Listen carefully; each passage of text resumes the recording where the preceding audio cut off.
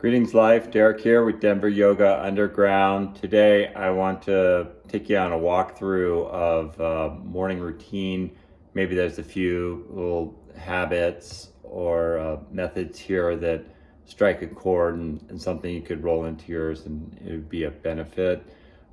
This is based on yogic and Ayurvedic principles in just how to get your day started in a wholesome way. To begin, my client and I bet I always put my like meditation garb on. So I have like a designated outfit that is used just specifically for meditation. I don't wear it on the street. There's no other vibes getting on my clothes and just build up Pavlovian association, and just kind of sets the tone from go. And then make my way down here to the kitchen, and first order of business is to get some hot water started here. So this little do-it-yourself hot water maker, or it does it itself hot water maker, is really a boon. And so Ayurveda prescribes warm/hot water to get things started. It'll get your digestion or elimination moving. What's more, depending on the kind of needs, I usually do some herbal supplement here. This is Brummy. I've been doing a little experiment with that.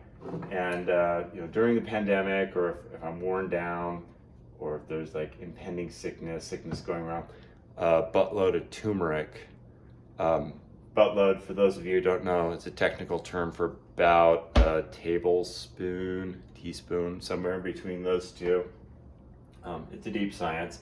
And there was some honey in there too that goes well with the turmeric as well. So hot water, and then get the tea started brewing. I plug my phone in at that time too, so it charges while I meditate, and it just seems to be the perfect amount of time. I have this theory: if you just keep your phone plugged in all the time, that it like messes with the battery, that it needs to get exercised properly as opposed to just mainlining all the time. I don't know if that's true, but I just try to charge it minimally. Other fun tricks and tips from the kitchen. This is like the most, I'm not much, I wish I was a better gardener. I really try. And this, I've managed to know how to grow these. All you do is just add water, you soak it in there. So I change out the water, and at some point you let it not have as much water, and they start to sprout and grow. And this is like the most very nutritious. It's vital life, right? This is coming into existence, and you're there at the dawn of its creation, and that gets eaten later down the road. What's more, I like to just be with water in the morning in general. So I fill up the Brita, and I'm cooking over here with the water, and just that feels like I don't know, refreshing, like attuned to water as I go through this whole process.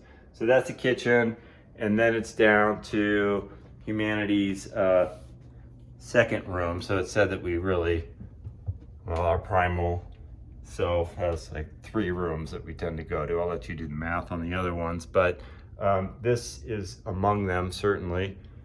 Back. Part 1, I get up before dawn, just routinely and fairly naturally.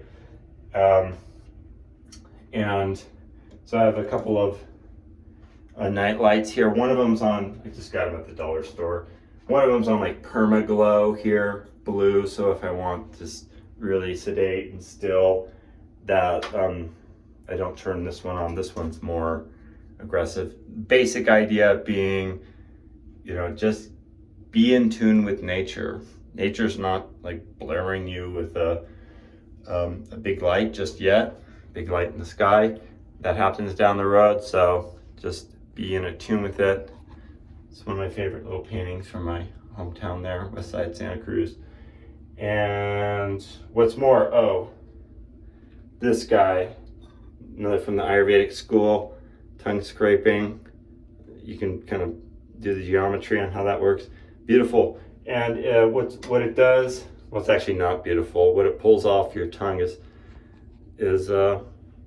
what's called or like toxins. It's a great way to get like kind of a read on the how your bodily systems are processing. So if there's a lot of like, right now it's pretty clean, but there's a lot of gunk on it, that means that your digestion isn't working so well, and there's things that you can improve. So maybe I'll change my diet a little later in the afternoon, depending on kind of the feedback I get in the morning. So it's a big kind of insight, or not even divination, but you know, it gives you feedback.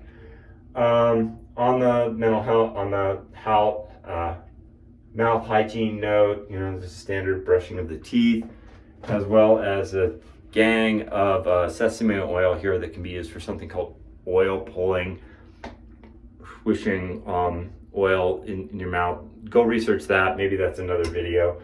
But I found it's made my teeth whiter, and just my gums feel like way healthier when I do the oil pulling.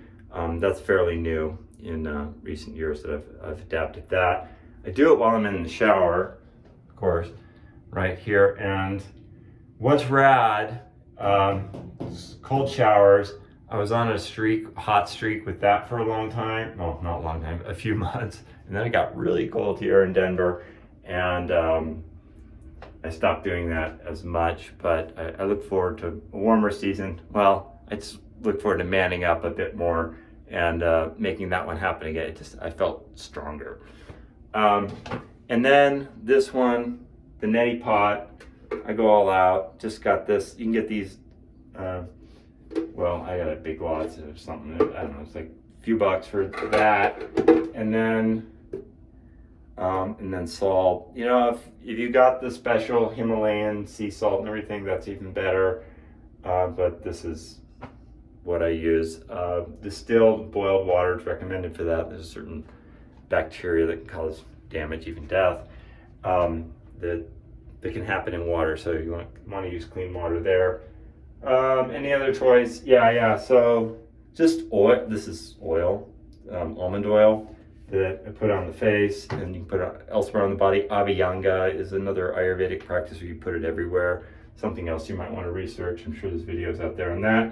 And then if you want a little spicy Thai touch to the whole thing, Penang curry in your nose. This is just like Tigerbalm that I do a little bop bop. So clean house through the nasal passage with the Neti, and then I throw in a little Tigerbalm kick in the nasal passages too, and I'm ready for pranayama. So where does pranayama happen? Right this way, my friends. So that's my meditation space behind those curtains there. Of note, I got sort of this shrine here that's just enjoyable to be a part of as well. Salutations. But there's a window there. It's usually still pretty dark when I'm up and about, but that also allows for fresh air. So I crack the window open, and it enhances pranayama, breathing methodologies. And then there's an altar in there too that I do some ceremony around to just start the day in a sacred way. So wishing you well, my friends. Simple tips and tricks. There's probably a dozen of them mentioned here. They work best if you do them, and just select the one or two. Maybe you want to tinker with it, see how it feels, and kind of go from there. So I think I'll write just as kind of summary in the notes of like hot water and oil pulling and all those things for your ease of access. All right, peace, beloveds. Best on the path. Hey, big shout out of love and appreciation for all my subscribing, liking, sharing friends. And if there's more you want to know on, if you have questions, I'm happy to do a video on that too. All right, peace.